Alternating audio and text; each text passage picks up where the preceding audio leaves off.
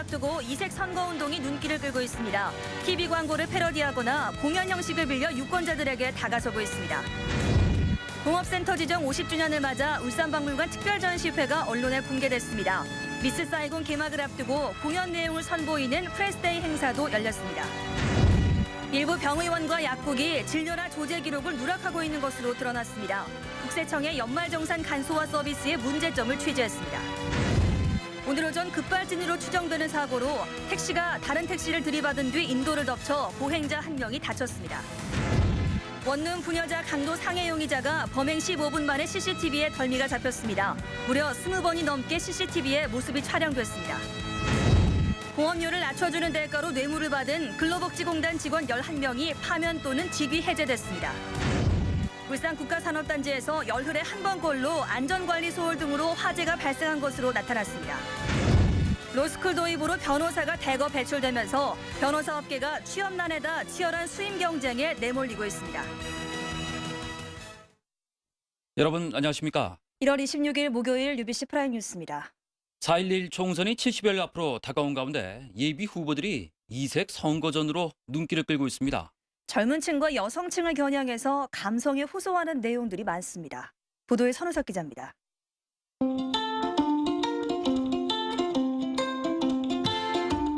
강길부 의원이 모 신용카드사의 TV 광고를 패러디해 유튜브에 올린 동영상입니다.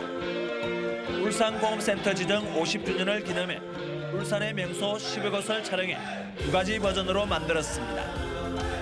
지난 18일 개시 이후 조회 건수 4,000건을 돌파했습니다. 민주통합당 송철호 예비후보가 지난 9일 개최한 북심포니입니다.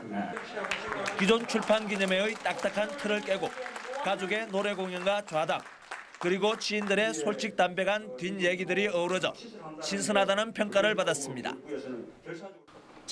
통합진보당 김진석 예비후보는 유권자들의 바람을 모아 새로운 정치 바람을 일으키겠다며 바람 우체통을 기획했습니다. 선거운동 기간 동안 만나는 유권자들이 바람 엽서를 통해 보내준 글들을 각 분야별로 취합하고 건수가 많은 요구안부터 먼저 공약으로 만들어 나가겠다고 밝혔습니다. 앞으로 선거전이 본격화되면 이와 같이 유권자들의 감성에 호소하는 홍보 전략은 더욱더 늘어날 것으로 전망됩니다. UBC 뉴스 선우석입니다. 한나라당 공천과 직결되는 중앙당 여론조사가 오늘부터 일주일 동안 실시됩니다. 한나라당 부설 여의도 연구소가 주관하는 이번 여론조사는 지난주 당무 감사 내용과 함께 비대위가 발표한 현역 의원 25% 공천 탈락을 위한 지표로 활용될 것으로 보입니다. 이에 따라 지역 국회의원들은 지역 예산 확보 성과 등을 부각시키면서 이번 여론조사 결과에 촉각을 곤두세우고 있습니다. 통합진보당 남구 갑과 동구가 경선 일정과 방식을 두고 진통을 거듭하고 있습니다. 통합진보당 울산시당은 남구갑의 부당 입당과 관련한 조사를 주말까지 계속한 뒤 다음 주 초에 조사 결과를 바탕으로 경선 일정을 다시 정할 계획이라고 밝혔습니다. 동구도 노키 이은주 두 후보가 당원 투표 참여 비율 10%에 대한 이견을 좁히지 못해 4, 5일 정도 더 시간을 두고 경선 방식을 조율할 것이라고 덧붙였습니다.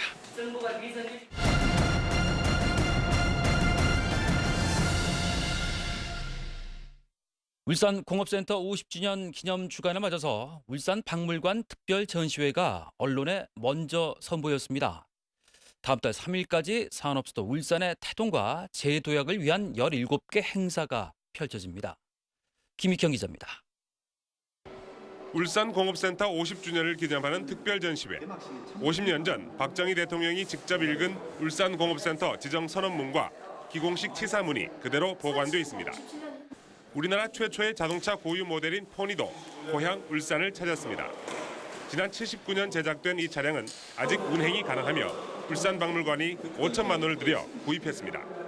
이 밖에 울산의 근대화 과정을 담은 사진물과 근로자들의 생활을 엿볼 수 있는 작품 80여 점도 전시돼 눈길을 끕니다. 공업도시로 살아온 50년간의 울산의 이야기를 울산 공업, 울산 사람, 울산 문화, 울산 미래의 어떤 다양한 코너로 구성을 해서 기념주간 첫날을 맞아 이곳 공업탑에서 조국 근대화의 의미를 되새기고 울산의 미래 비전을 제시하는 제2선언문비 제막식도 열립니다. 가난 극복의 간절한 소망을 담았던 50년 전 선언문의 업그레이드 버전으로 영구 보존이 가능한 마천석과 거창석 등으로 만들어졌습니다.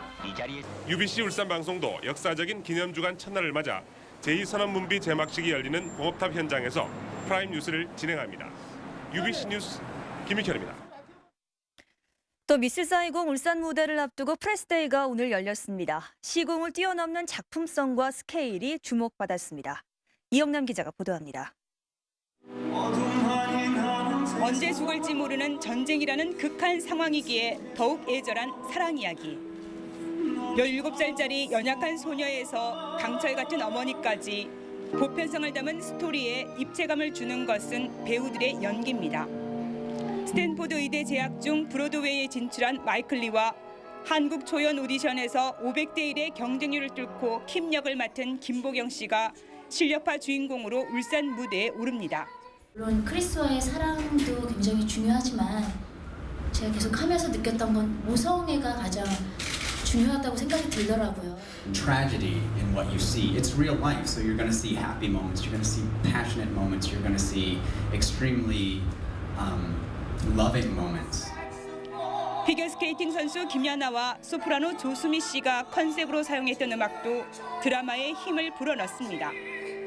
대중성과 작품성이 더해져 세계 4대 뮤지컬이라는 미스 사이공은 스케일에서도 화제를 낳고 있습니다. 울산 공연의 제작비만 무려 15억 원. 런던 오리지널 무대를 되살리기 위해 현재 감독급 연출자 5명이 합류했고 컨테이너 트럭 17대 분량의 무대 세트가 투입됐습니다. 뮤지컬계의 클래식이라고 생각을 해요. 미스 사이공, 오페라 유령, 캐츠, 그리고 레미제라블이라는 4가지 작품을 4대 뮤지컬이라고 부르시는데 이 작품들은 앞으로 100년이 흘러도 지금 세대와 그 교감할 수 있고 공감할 수 있는 그 울림을 미스 사이공 울산 무대는 울산문화예술회관에서 내일 저녁 첫 공연을 시작으로 다음 달 12일까지 계속됩니다. UBC 뉴스 이영남입니다. 이른바 13번째 월급으로 불리는 연말정산 기간이 다가왔습니다.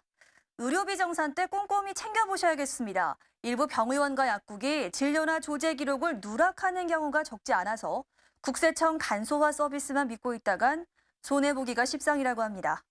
김규태 기자가 취재했습니다. 주부 김모 씨는 최근 연말정산을 하기 위해 국세청의 간소화 서비스를 찾았다가 이상한 점을 발견했습니다. 지난해 2월과 12월 집 근처 병원을 이용하고 지불한 진료비 26만 원에 대한 기록이 남아있지 않은 겁니다. 남편 진료비 4만 3천 원도 빠져 있는 등 누락된 진료비가 한두 건이 아니었습니다. 국세청 홈페이지 들어가가지고 이렇게 접속을 해가 프린트를 하는데 거기서 누락시키면 이 병원 저 병원 다니면서 떼면은 전에 이렇게 간소화 서비스 안 할 때 하고 별반 차이가 없다는 거죠. 일부 병의원에서 의도적으로 연말정산 시스템에 진료비 내역을 올리지 않거나 갖가지 이유로 신고를 누락시키고 있는 겁니다. 나는 신고 못하겠다. 필요한 사람 없어 떼거라 이렇게 주장하시는 분도 있어요. 이번에는 저는 민영 건강보험 이름 앞에 있고 지역가면 빼도 되는 걸로 아마 돼 있을 거예요. 문제는 이처럼 의료비 등록을 누락해도 처벌 규정이 없다는 데 있습니다. 간소화 서비스에 대한 근거 규정에는 처벌 규정이 없습니다. 해당 의료기관에 항의 전화를 계속 하시면 그쪽에서 불편을 우리한테 내게 돼 있습니다. 때문에 피해를 막기 위해서는 일일이 병의원을 찾아가 진료비 납입 확인서를 발급받는 방법밖에 없습니다. 납세의 의무를 다하는 시민들이 선의의 피해를 보지 않도록 등록 의무화와 처벌 방안 등 대책 마련이 필요하다는 지적입니다. UBC 뉴스 김규태입니다. 오늘 오전 10시 30분쯤 동구 남목동 남목파출소 앞에서 택시 급발진으로 추정되는 사고가 발생했습니다. 이 택시는 굉음과 함께 앞에 서 있던 다른 택시를 들이받은 뒤 인도 쪽으로 돌진해 오토바이와 89살 문모 씨를 잇따라 치고 멈춰섰습니다. 택시에 받친 문 씨는 현재 병원에서 치료를 받고 있습니다. 굉음이 나는데 순간적이라. 여기 때려도 한 2, 3분간 시동이 안 꺼지는 거야 이게. 경찰은 택시 운전자 61살 박모 씨와 주변 목격자 등을 상대로 정확한 사고 경위를 조사하고 있습니다.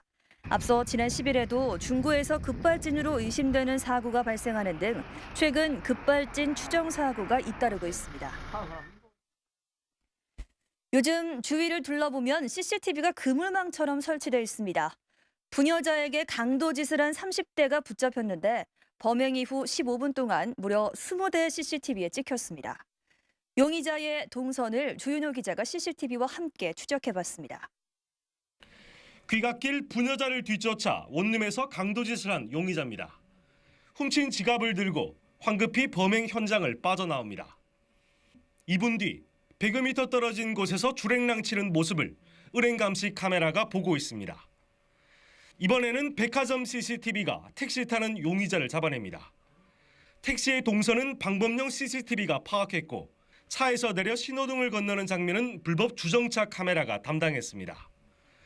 이후 현금을 인출하고 훔친 돈으로 물건을 사는 모습은 편의점 CCTV의 몫이었습니다. 범행 이후 불과 15분 만에 용의자의 모습이 CCTV 20대에 찍혔습니다.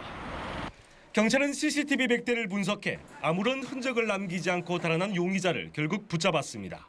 주변에 있는 CCTV를 하나하나 분석해가지고 그 도주하는 장면을 따라갔습니다. 따라가가지고 어느 순간에 용의자가 얼굴이 나오는 CCTV를 확인하게 되었습니다. 그물망처럼 촘촘히 깔린 CCTV. 범죄자가 설 땅이 점점 좁아지고 있습니다. UBC 뉴스 조인호입니다.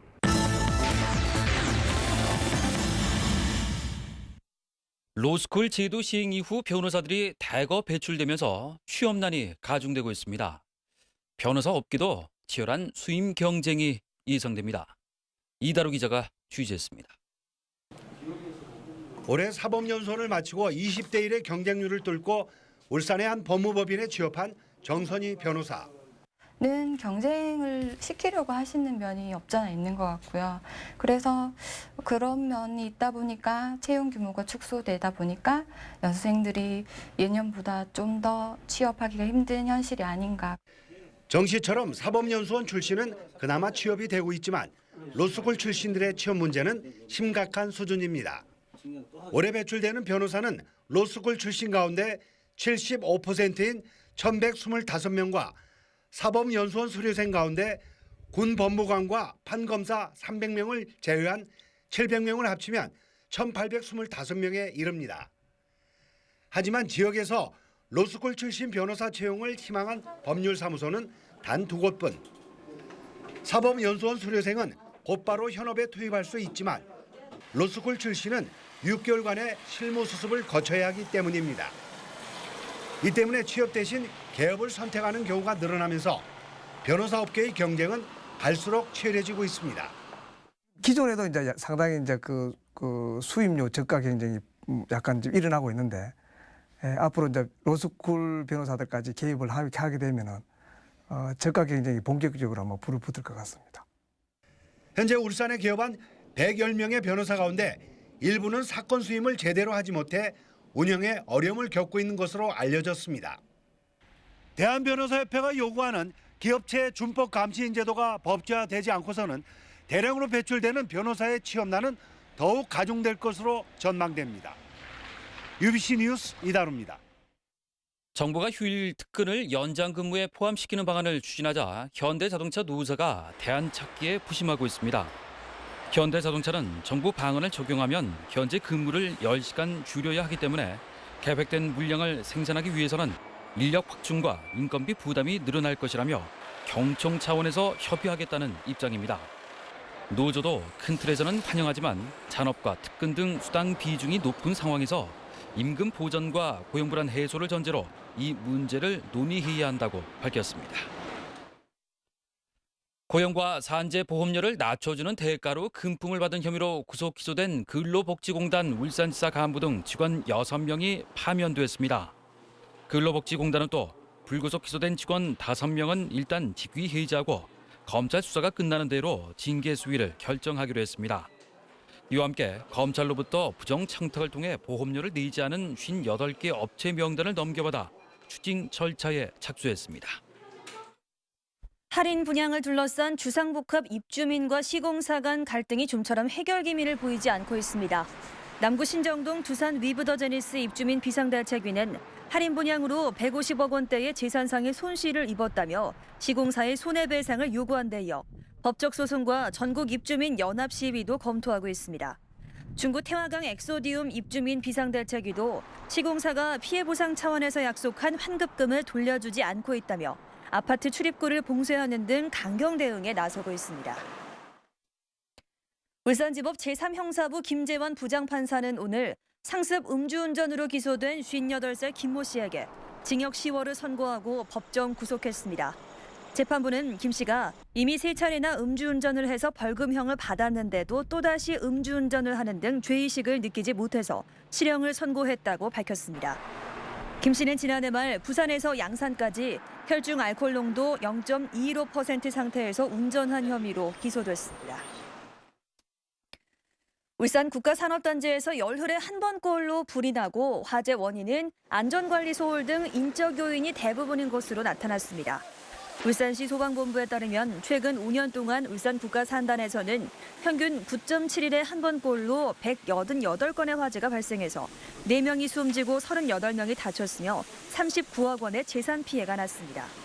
화재의 원인은 안전관리 부주의와 조작 미숙, 노후 전선 방치 등 인적 요인이 81%였고 계절별로는 봄과 여름에 71%가 발생한 것으로 집계됐습니다. 오늘 오전 11시 10분쯤 남구 상계동의 한 고물상 컨테이너에서 불이 나 소방서 추산 560만 원의 피해를 내고 10여 분 만에 꺼졌습니다. 경찰과 소방당국은 천장에서 화염을 봤다는 목격자의 말을 토대로 전선 등을 수거해 화재 원인을 조사하고 있습니다. 앞서 새벽 6시쯤에는 울주군 상북면 길천리 76살 이모 씨의 주택에서 불이 나 자고 있던 이 씨가 연기에 질식돼 치료를 받고 있습니다.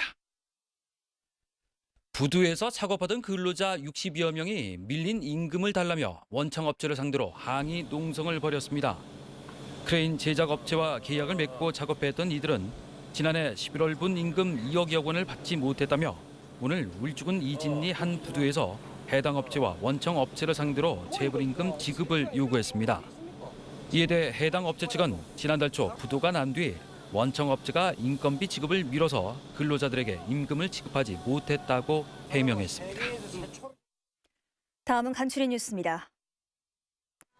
울산 사회복지공동모금회는 오늘 태화강역 광장에서 사랑의 온도탑 목표 금액 30억 원 달성 기념식을 가졌습니다. 지난해 12월 1일부터 시작된 사랑의 열매 모금 운동을 통해 거둬진 성금은 재작년 모금액 29억 5천만 원을 넘어섰으며 개인과 동호회 등의 성금 참여가 눈에 띄게 늘었습니다. 유니스트와 한전 원자력 연료는 오늘 핵연료 기술 개발을 위한 상호협력 협정을 체결했습니다. 이번 협정의 체결로 두 기관은 한국 표준형 원전에 공급되는 핵연료 개발을 위해서 인력 양성과 프로그램 교환, 연구개발 지원 등 협력 사업을 추진하게 됩니다. 울산시는 오늘 체납액 징수대책 보고회를 열고 지난 2006년 이후 7년 연속 체납액 감소에 도전하기로 했습니다. 울산시는 지난해 11월 말 현재 체납액이 465억 원이라며 스마트폰을 이용한 체납 차량 단속 등으로 체납액을 더 줄이겠다고 밝혔습니다. 무역협회 울산본부가 울산 수출 1,000억 달러 돌파를 기념하는 우표를 발행했습니다. 공업탑과 자동차, 선박 등 울산 대표 수출 품목을 담은 기념 우표는 두 가지 종류로 각각 500장씩 제작돼 수출 유공기관과 기업들에게 배포될 예정입니다. 출근길에 비해서 퇴근길은 추위가 좀 덜한 것 같습니다. 성경희 기상캐스터 자세한 날씨 전해주시죠. 네, 오늘 아침 추위는 어제보다 더 매서웠습니다. 올겨울 들어 가장 추운 날씨를 보였는데요. 내륙 지역은 아침 기온이 영하 10도를 밑돌기도 했습니다. 삼동은 영하 13.5도, 상북은 영하 11.7도를 기록했습니다. 아주 매서운 추위였는데요.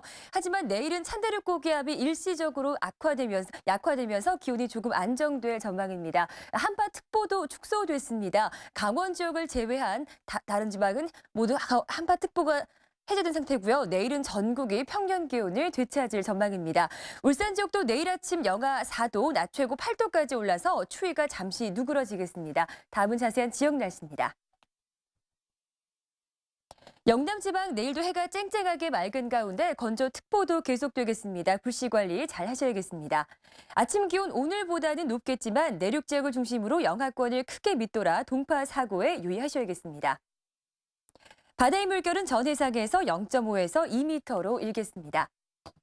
이번 주말까지는 평년만큼의 추위가 이어지겠지만 다음 주부터는 다시 한파가 시작될 전망입니다. 날씨였습니다. 고려할 수 있을 때 고려하세요. 신용사회의 채권 채무 관계 고려 신용정보와 함께한다면 해결될 수 있습니다. 고려할 수 있을 때 고려하세요. 네, 이상으로 UBC 프라임 뉴스를 마치겠습니다. 내일 다시 뵙겠습니다. 고맙습니다.